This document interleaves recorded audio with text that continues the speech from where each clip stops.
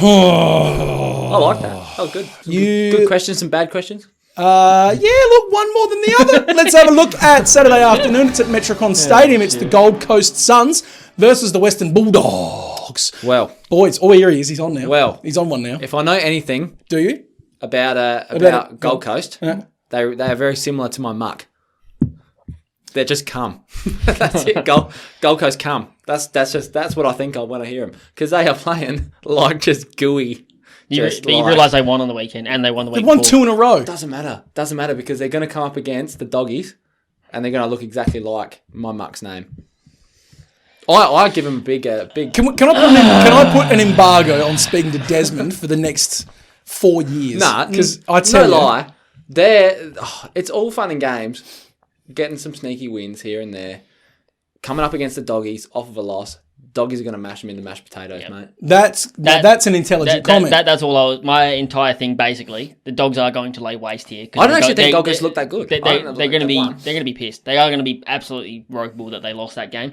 The only thing I do like is that the Suns are showing some late season fight. Yeah, good. A hallmark of the Gold Coast Suns, as we've discussed, is to give up multiple times on the podcast. They win the first 3 or 4 games and then shut up shop for the rest of the year. Correct. It's good to see them winning some games late on. Mm-hmm. And that's all my analysis. Do you think that's just purely from Matt Rao?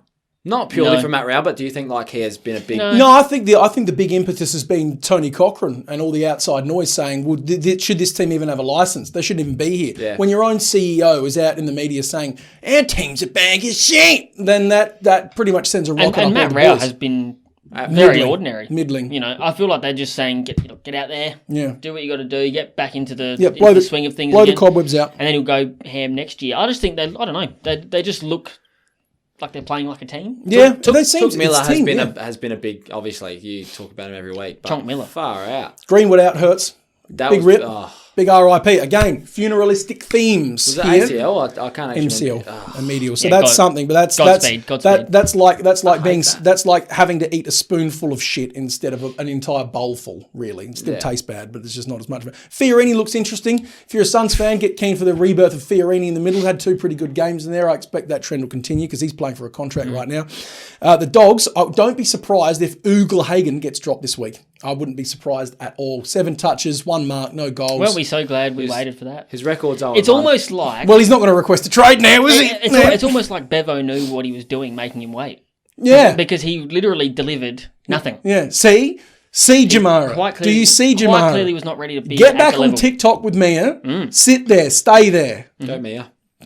Steady on with that. I don't want to know. Look, he'll be a great player. He will be. Favola, you clod. Far out. Even better. Absolute numpty. I didn't want it to be like his 11-year-old sister. He's going to be a great player, but one day, quite clearly, just not ready right now. Correct answer. I want to see Shaqy get another run at it. The Shaq attack. I would rather not. So Dogs 50 plus is what I've got. Dogs 25 plus for mine. I've got 25 plus. That's very safe. Now what I'm looking at here, I've got Lukosius and Bailey Dale for 20 plus touches. I've got the Bont and Brandon Ellis for 25 touches, and I've got McRae and Miller for 30 touches, and that's paying $12. McRae actually went under 30 for the first time this year. It's due. And did you know statistically the Swans are the team he racks up the least disposals against? That's very interesting. For some reason they just clamp him. He doesn't like it. Don't know why that is. I only had Mitch Wallace anytime goal to add to that because I reckon he'll get a run this week. Vote for Pedro.